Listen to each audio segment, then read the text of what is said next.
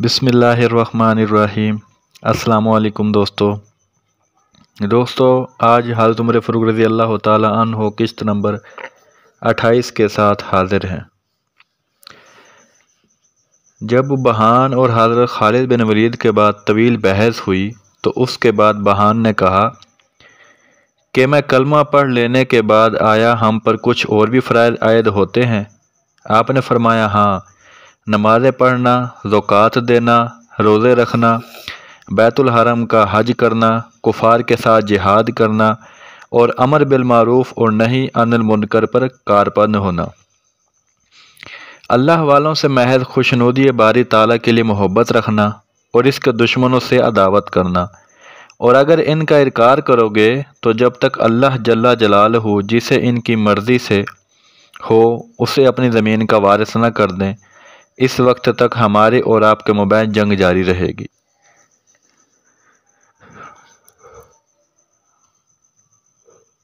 بہان نے کہا آپ کی سمجھ میں جو آئے کیجیے، ہم اپنے مذہب سے کبھی نہیں پھر سکتے اور نہ جزیہ دے سکتے ہیں۔ باقی رہا آپ کا یہ کہنا کہ اللہ جل جلالہ کی دست قدرت میں ہے اپنے بندوں میں سے جسے چاہیں زمین کا وارث کر دیں، میں اس کی تصدیق کرتا ہوں کہ آپ نے یہ بالکل سچ فرمایا ہے۔ نہ وہ ہماری تھی نہ آپ کی، بلکہ ایک دوسری ہی قوم کی تھی، ہم نے لڑ کر حاصل کر لی تھی اور اس کے مالک ہو گئے تھے۔ اب ہمارے اور آپ کے مابین جنگ ہے، اللہ کا نام لے کر مقابلے میں آ جاؤ۔ آپ نے فرمایا خدا کی قسم تم ہم سے زیادہ جنگ کے خواہش مند نہیں ہو، میں گویا اس وقت لڑائی کو جاری دیکھ رہا ہوں، فتح و نصرت آ کے ہمارے قدم چوم رہی ہے، میں نے تجھے شکست دے دی ہے اور تو رسی میں بندھا ہوا میرے آگے آگے نہایت ذلت و حقارت کے ساتھ چلا جا رہا ہے۔ حضرت عمر بن خطاب کی بارگاہ معلیٰ میں پیش کیا گیا ہے اور انہوں نے تیری گردن مار دینے کا حکم نافذ فرما دیا ہے۔ جبلہ یہ سن کر آگ بگولا ہو گیا اور اسے سخت غصہ آیا۔ اس کے درباری، پہرے دار، کیاسرا اور ہرکیلا کے بہادروں نے اس کا غصہ دیکھ کر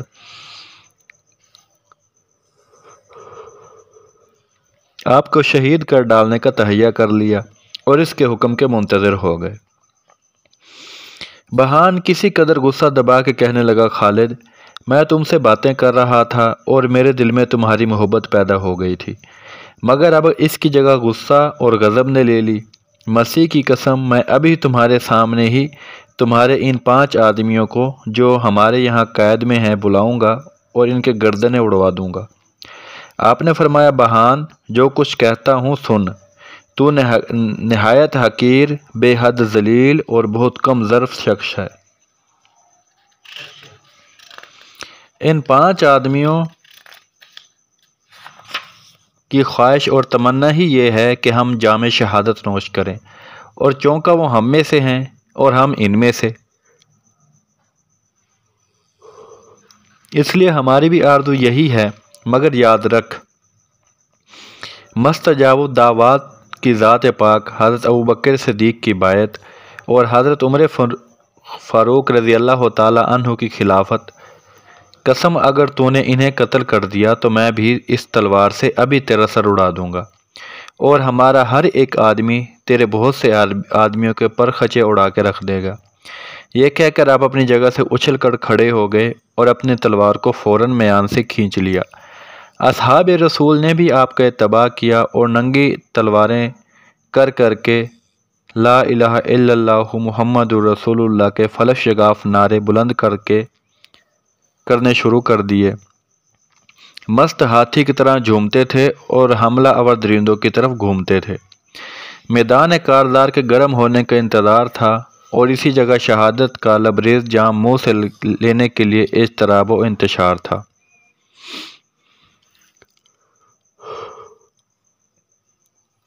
شیخ ابو عبداللہ محمد واقدی رحمۃ اللہ علیہ مؤلف کتاب لکھتے ہیں کہ اللہ جل جلالہ کی قسم جن کے سوا کوئی معبود نہیں اور جو کھلی اور چھپی ہر چیز کو جاننے والے ہیں، میں نے ان فتوحات میں سوائے معتبر ثقات اور الصدق الروات شخصوں کے کسی دوسرے کی بات یا خبر پہ اعتماد نہیں کیا، بلکہ جو کچھ سچ پہنچا اسے ہی نقل کیا ہے، تاکہ میں اصحاب رسول اور ان کی جہاد فی سبیل اللہ کو ثابت کر کے اہل لفظ پر جو سنت و فرض سے خارج ہیں حجت قائم کر دوں۔ اگر مشیت ایزدی اور ان کے شامل حال نہ ہوتی اور وہ اللہ سبحانہ کی رضا جوئی اور خوشنودی کے لیے کام نہ کرتے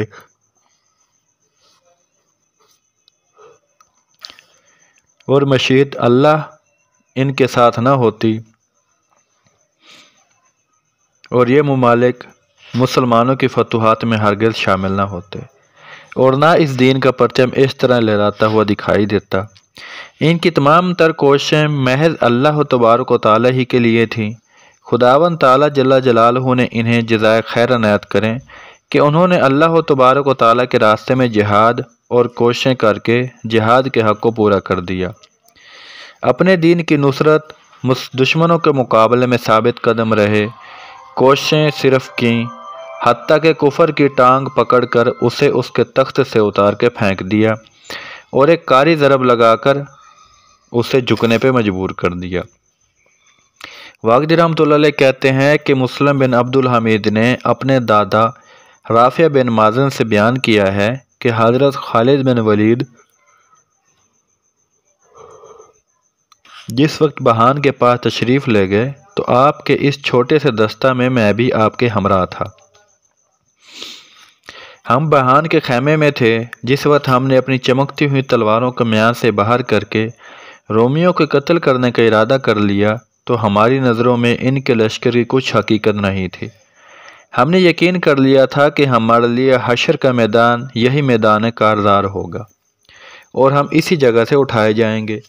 بہان نے جس وقت حضرت خالد بن ولید اور ہمارے ارادوں کو اس طرح بڑھتا ہوا دیکھا اور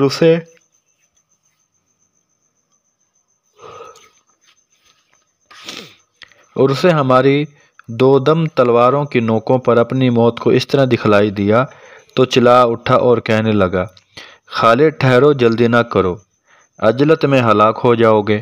میں جانتا ہوں تم نے یہ کام اس وجہ سے کیا ہے کہ تم قاصد ہو اور قاصد حملہ کر لیتا ہے مگر قتل نہیں کیا جاتا۔ میں نے تم سے یہ باتیں محض تمہاری آزمائش کے لیے کی تھیں تاکہ میں تمہاری رائے دریافت اور معلوم کر سکوں کہ کیا ہے۔ اب میں تم سے کسی طرح کا تعارض یا مواخذہ نہیں کرتا۔ تم اپنے لشکر کی طرف لوٹ جاؤ اور کل کے لیے جنگ کی تیاریاں کر لو۔ جسے باری تعالیٰ جل جلالہ عنایت کریں گے اسے فتح ہی ہوگی۔ آپ نے یہ سن کر تلوار میان میں کی اور فرمایا، قیدیوں کے متعلق کیا رائے ہے؟ اس نے کہا، میں انہیں تمہاری خاطر بخش دیتا ہوں تاکہ وہ کل جنگ میں تمہاری مدد کریں اور مسلمان لڑائی میں مغلوب نہ ہو سکیں۔ وہ ہمارے اس وقت کچھ نہیں بگاڑ سکتے۔ آپ یہ سن کر بہت خوش ہوئے اور بہان نے انہیں چھوڑ دینے کا حکم دے دیا۔ کہتے ہیں کہ جس وقت اصحاب رسول صلی اللہ علیہ وآلہ وسلم چھوڑ دیے گئے اور حضرت خالد بن ولید نے چلنے کا قصد کر لیا تو بہان نے کہا، خالد میں چاہتا ہوں کہ ہمارے تمہارے مابین صلح ہی ہو جائے تو بہت بہتر ہے۔ نیز میں ایک چیز کا تم سے سوال بھی کرنا چاہتا ہوں۔ آپ نے فرمایا، شوق سے جو چیز چاہیے بلا تکلف مانگ لیجیے۔ اس نے کہا، یہ سرخ خیمہ مجھے پسند آ رہا ہے، میں چاہتا ہوں کہ یہ تم مجھے بخش دو اور اس کے عوض میرے لشکر کے اندر سے جو چیز تمہیں خوبصورت اور عمدہ معلوم ہو اسے مجھ سے لے لو۔ آپ نے فرمایا، واللہ تو نے ایک ایسی چیز جو میری ملکیت میں ہے مجھ سے مانگ کر مجھے بے حد خوش کیا ہے۔ میں تجھے نہایت خوشی کے ساتھ اسے دیتا ہوں اور اس کے بدلے میں کوئی چیز لینا نہیں چاہتا اور نہ مجھے کسی چیز کی ضرورت ہے۔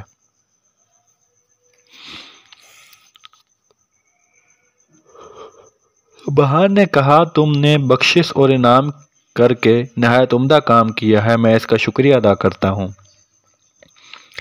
آپ نے فرمایا، تو نے بھی ہمارے قیدیوں کو رہائی دے کر ہم پر احسان کیا ہے۔ اس کے بعد آپ اپنے گھوڑے کی طرف چلے اور آپ کے تمام ساتھی بھی آپ کے چاروں طرف تھے۔ آپ کے سامنے آپ کا گھوڑا پیش کیا گیا، آپ اس پر سوار ہوئے۔ آپ کے ہمراہی بھی اپنے اپنے گھوڑوں پر سوار ہوئے۔ بہان نے اپنے حاجبوں اور مصاحبوں کو حکم دیا کہ وہ ان کو اس جگہ تک جو ان کے قبضہ میں ہے پہنچائیں۔ چنانچہ یہ ان کو وہاں تک پہنچا کر لوٹ آئے۔ اور حضرت خالد بن ولید اپنے لشکر کی طرف ان سے رخصت ہو کر چل پڑے۔ کہتے ہیں کہ حضرت خالد بن ولید اور آپ کے تمام ساتھی حضرت ابو عبیدہ بن جراح کی خدمت میں پہنچے اور آپ کو سلام کیا۔ مسلمان اپنے بھائیوں کی رہائیوں سے نہایت خوش ہوئے۔ حضرت خالد نے فرمایا، حضرت ابو عبیدہ بن جراح کو وہ تمام قصہ بیان کیا اور کہا کہ صاحب منیر اور روضہ رسول اطہر کے مالک کی قسم، بہان نے محض ہماری تلواروں سے ڈر کر ان کو چھوڑا ہے، ورنہ وہ ایسا نہیں تھا کہ ان کو چھوڑ دیتا۔ آپ نے تمام قصہ سن کر فرمایا، بہان نہایت ہوشیار اور مرد حکیم معلوم ہوتا ہے، مگر شیطان اس کی عقل پر غالب ہو گیا ہے۔ اچھا تم کسی طرح اور قرارداد پر اس سے علیحدہ ہوئے ہو؟ حضرت خالد بن ولید نے کہا، لڑائی پر، اور اس پر کہ جسے چاہیں باری تعالیٰ فتح بخشیں۔ حضرت ابو عبیدہ بن جراح یہ سن کر سرداران لشکر کو جمع کیا اور بطور خطیب کھڑے ہو کر اللہ جل جلالہ کی تعریف کی۔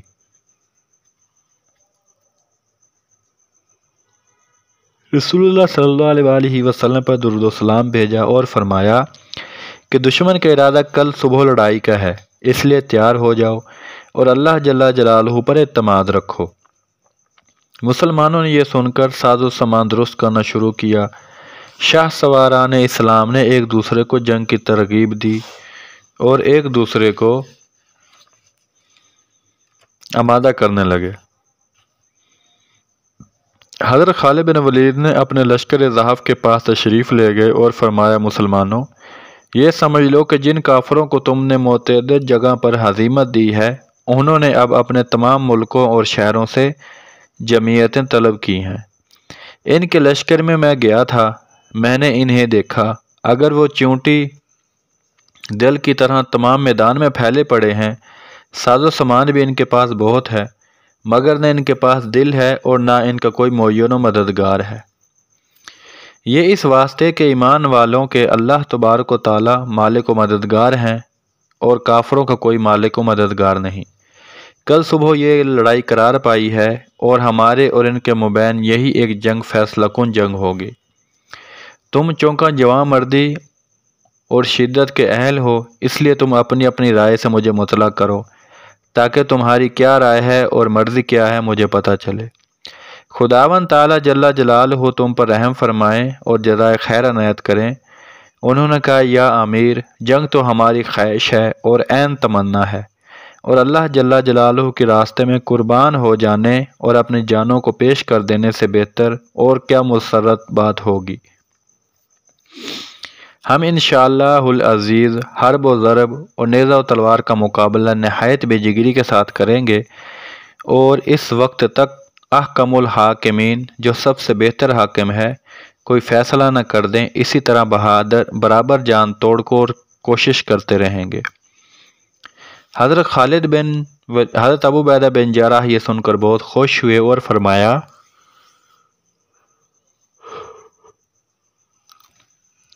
باری تعالیٰ تمہیں توفیق عنایت فرمائے، سامان حرب سے تیار ہو جاؤ۔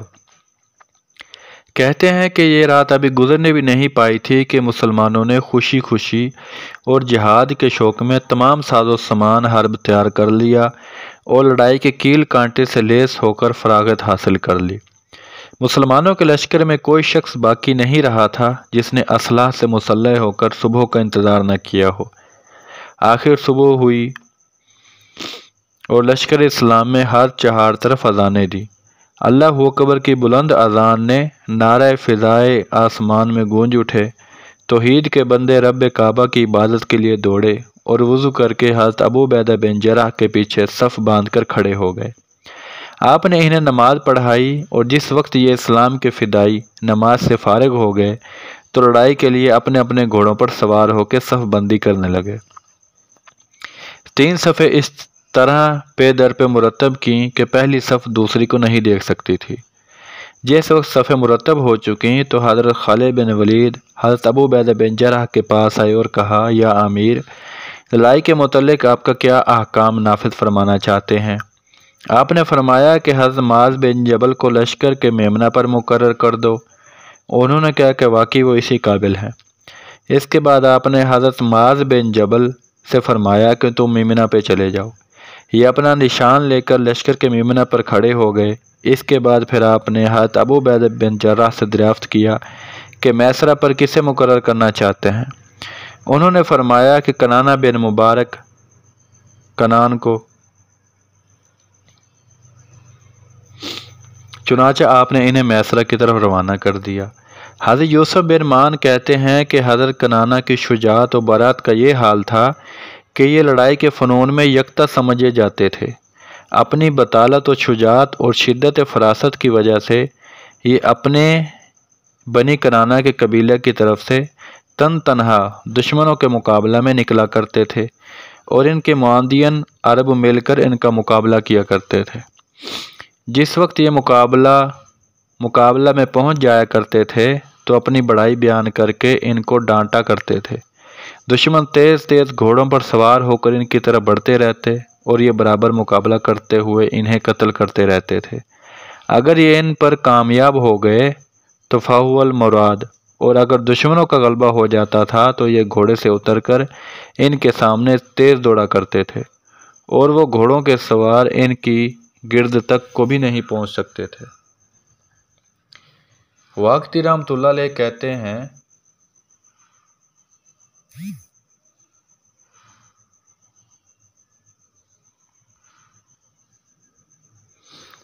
کہ حضرت ابو عبیدہ بن جراح نے جس وقت انہیں میسرہ پر مقرر فرمایا تو انہوں نے اس کو منظور کر لیا اور یہ میسرہ پر چلے گئے۔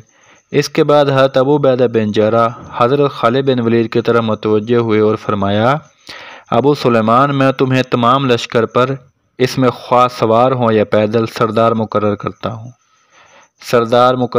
ہوں۔ تم اپنی ماتحتی کے لیے پیدل سوار پر جسے چاہو حاکم مقرر کر دو۔ آپ نے کہا، میں ابھی ان پر ایک ایسے شخص کو مقرر کرتا ہوں جس کی نظیر مسلمان پیش نہیں کر سکتے۔ اس کے بعد آپ نے حضرت ہاشم بن عتبہ ابو وقاص کو آواز دی اور فرمایا، تمہیں جناب امیر لشکر پیدل فوج کے اوپر مامور کرتے ہیں۔ حضرت ابو عبیدہ بن جراح نے فرمایا، ہاشم اترو اور باری تعالیٰ تم پر رحم فرمائے، ان کے ساتھ مل جاؤ، میں بھی اسی جگہ تمہارے موافقت کرنے والا ہوں۔ کہتے ہیں کہ جس وقت حضرت ابو عبیدہ بن جراح تمام صفیں مرتب فرما چکے تو حضرت خالد بن ولید نے ان سے کہا کہ اب آپ تمام علم برداروں اور سرداران لشکر کے پاس کہلا بھیجیے کہ وہ میرے ماتحت کام کریں اور جس طرح میں انہیں کہوں اسی طرح لڑائی کو سر انجام دیں۔ آپ نے یہ سن کر حضرت ضحاک بن قیس کو بلا کر ہدایت کی کہ وہ تمام اصحاب کے پاس جا کر اس امر کا اعلان کر دیں کہ امیر ابو عبیدہ کا حکم ہے کہ تم تمام لوگ حضرت خالد بن ولید کی زیر کمان ہو۔ تمہیں چاہیے کہ جو کچھ وہ احکام نافذ فرمائیں تم ان پر کاربند ہو۔ حضرت ضحاک بن قیس یہ سن کر تمام سرداران لشکر اور اصحاب رمات کے پاس گشت لگانا شروع کیا اور ہر ایک کو اس ہدایت سے آگاہ کیا، حتیٰ کہ آپ حضرت معاذ بن جبل کے پاس بھی پہنچے اور انہیں بھی اس حکم سے روشناس کرایا۔ حضرت معاذ بن جبل نے کہا کہ ہم بشر و چشم اسے قبول کرتے ہیں۔ اس کے بعد آپ اپنی فوج کی طرف متوجہ ہوئے اور فرمایا کہ تم اب ایک مبارک صورت اور معمون طلعت شخص کے زیر قیادت ہو اور تمہاری قسمت کی باغ دوڑ ایک ایسے شخص کے ہاتھ میں دے دی گئی ہے جو سوائے امور اصلاح مسلمین اور اجر من رب العالمین کے کسی چیز کا خواہش مند نہیں ہے۔ بس یاد رکھو اور خوب سمجھ لو کہ اس کے کسی حکم کے خلاف نہ جانا۔ ضحاک بن قیس کہتے ہیں کہ میں نے حضرت معاذ بن جبل کی زبان سے یہ الفاظ سن کر ان سے کہا کہ آپ نے حضرت خالد بن ولید کے متعلق نہایت گراں قدر الفاظ فرمائے۔ انہوں نے کہا، میں نے یہ الفاظ نہایت چھان بین کر کے کہے ہیں، محض سطح نظری سے نہیں کہے۔ ان کی تمام باتیں اللہ تبارک و تعالیٰ کے لیے ہی ہوتی ہیں۔ حضرت ضحاک کہتے ہیں کہ میں حضرت خالد بن ولید کی خدمت اقدس میں حاضر ہوا۔ حضرت معاذ بن جبل کے وہ الفاظ جو انہوں نے ان کے متعلق فرمائے تھے دہرائے تو آپ نے فرمایا وہ میرے خالص دینی بھائی اور محض محبت رکھنے والے شخص ہیں۔ دوستو 28 نمبر قسط کا یہی اینڈ ہوتا ہے۔ انشاءاللہ 29 نمبر قسط کے ساتھ حاضر ہوں گے، جس میں 8 لاکھ فوج اور 40,000 مسلمان فوج کا مقابلے کے بارے میں بتایا جائے گا۔ انشاءاللہ 28 نمبر کے ساتھ جلد حاضر ہوں گے۔ دوستو ویڈیو دیکھیں، کمنٹ کریں، ویڈیو کو شیئر کریں اور پلیز چینل کو ضرور سبسکرائب کریں۔ شکریہ۔